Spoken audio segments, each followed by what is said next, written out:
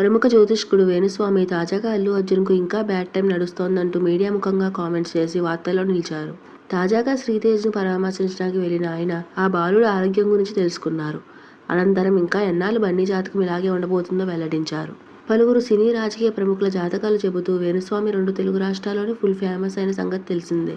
అయితే గతంలో ఆయన చెప్పినవి చెప్పినట్టుగా జరగడంతో వేణుస్వామిని పలువురు ప్రముఖులు సైతం ఫాలో అవ్వడం మొదలుపెట్టారు.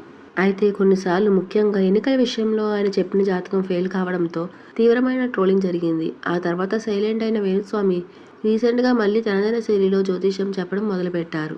తాజాగా సంధ్య థియేటర్ తొక్కిసలాటలో గాయపడి చికిత్స పొందుతున్న బాలుడు శ్రీతేజను వేణుస్వామి పరామర్శించారు. భాస్కర్ కూతురికి 2 లక్షల ఆర్థిక సాయాన్ని అందించిన వేణుస్వామి అల్లు అర్జున్ గురించి మాట్లాడుతూ ఆయనకు శని ఉండడం వల్లే ఈ ఘటన జరిగిందని చెప్పారు.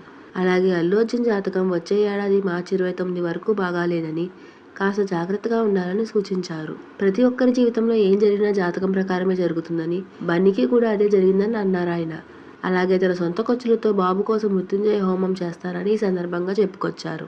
అయితే తాను ఎన్నో సినిమాలకు ముహూర్తం పెట్టాను కాబట్టి తాను కూడా సినిమా వాడినేనని ప్రకటించుకుంటూ ఆ పాపకు సాయం చేయడం హాట్ టాపిక్గా మారింది.